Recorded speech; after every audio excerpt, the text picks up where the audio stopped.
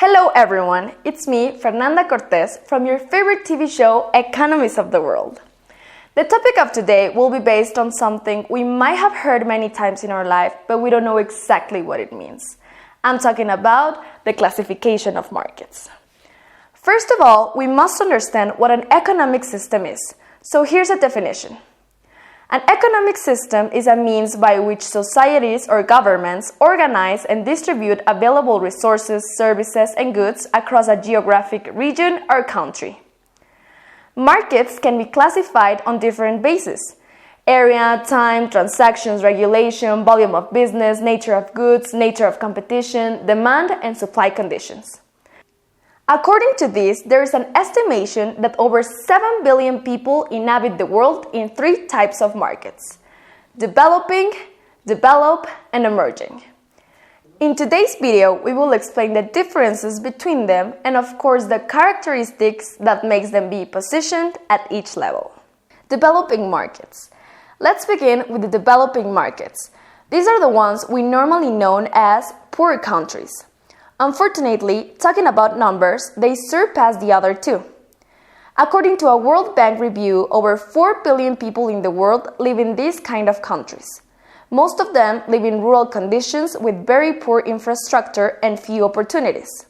I would like to share with you some interesting data and information about the standards of living in the developing world. 1. A large portion of population in developing countries live in under $1 or $2 per day. 2. A third of children under 5 in developing countries show evidence of long-term malnutrition, which can cause low energy, diarrhea, anemia, poor vision, and pneumonia, as well as increased susceptibility to many other diseases. 3. Ownership of television, radios, and access to electricity and sanitation varies widely. 4. Extremely poor people live mainly just in 5 countries in 2015: India, Nigeria, Democratic Republic of Congo, Ethiopia, and Bangladesh. But in recent years, extreme poverty is increasingly concentrated in sub-Saharan Africa. 5. About 70% of people older than 50 who live in extreme poverty have no schooling or only have some basic education. As a summary, we can say that a country can be identified as a developing country by the next characteristics: low per capita real income, high population growth rate, high rates of unemployment, dependence on primary sector, high rates of inequality, and high levels of crime. Emerging markets. This section is focused on countries that are racing to catch up to developed markets. Around 2 billion people live in these conditions. The main characteristics of them is based on considerable economic growth and the possession of some, but not all, characteristics of developed economy. This population is migrating to other cities for better living conditions, and they are constantly increasing the global demand for resources and basic products. In order to identify an emerging market from the other two, we must know that emerging markets are often attractive to foreign investors due to the high return on investment they can provide. Using their competitive advantage, such countries focus on exporting low-cost goods to richer nations, which boosts GDP growth and stock prices. Governments of emerging markets tend to implement policies that favor industrialization and rapid economic growth. Such policies lead to lower unemployment, higher income per capita, higher investments, and better infrastructure. Emerging markets usually achieve a low middle income per capita relative to other countries due to their dependence on agricultural activities. As the economy pursues industrialization and manufacturing activities, income per capita increases with GDP. Just as an additional information, in order to make sure the information given is completely understood, per capita income is a figure obtained by dividing the national income of a country by its total population, and its function is to show the standard of living of a country. According to the World Bank, the 5 largest emerging countries are China, India, Indonesia, Brazil, and Russia. But they are also considered as emerging countries Mexico, Argentina, South Africa, Poland, Turkey, and South Korea. Developed markets. And last, but of course not least, we have the developed or rich markets. This includes the world's established consumer markets, which encompasses around 1 billion people in the world. General characteristics of them are: they enjoy a high per capita income and a sophisticated production and distribution system. They are more advanced in terms of technologies, in addition to having higher human development indexes and higher quality of life when compared to other countries. Generally, birth rates are lower. People have a longer life expectancy and individual income is higher. There is also better access to services like healthcare, education, and electricity.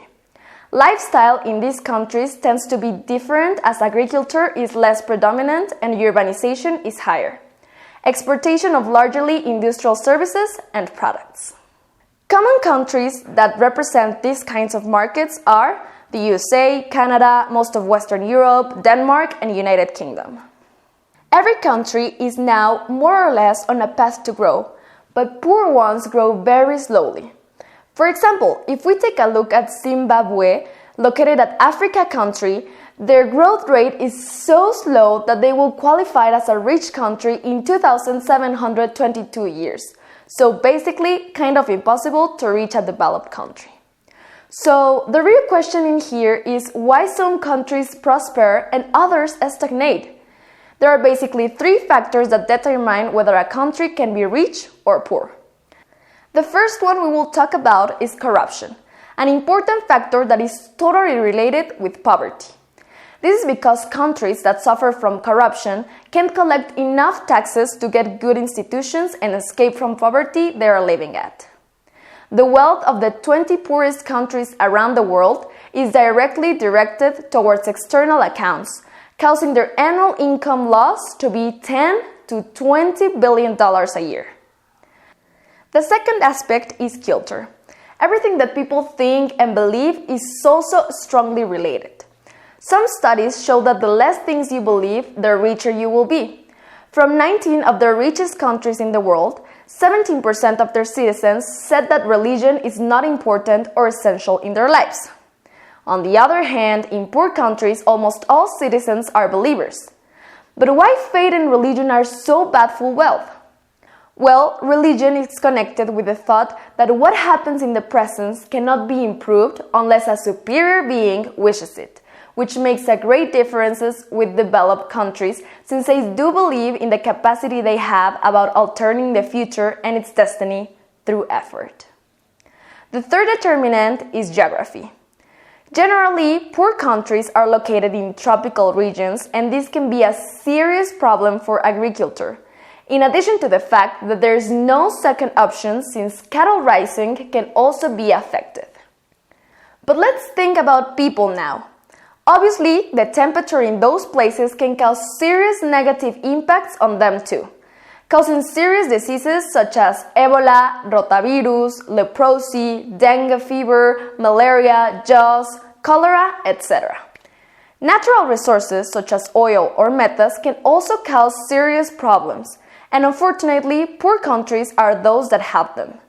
Natural resources are what economists call intensifiers, which help a country with good institutions to be richer, but one with bad institutions to become even poorer, leading them to what is known as a resource trap. As a conclusion, it can be said that there is no manual or a secret recipe to make a country change from being developing to become developed. But as a guide, we can know that 50% of the wealth of a nation is based on the state of its institutions. 30% is due to the culture and 10% is divided into connectivity and latitude. So, as we learned from today's video, there are 3 different kinds of markets in the world. Each one of them, despite not being at the same economic level, have their own characteristics, pros and cons. As we have seen, it is not so easy to become a developed country, but it is also not so easy to be able to live in conditions as bad as people in developing countries are. So in order to avoid this, it is very important to understand and identify the factors that can lead markets to a better improvement in economy. Thank you all for watching. See you next time.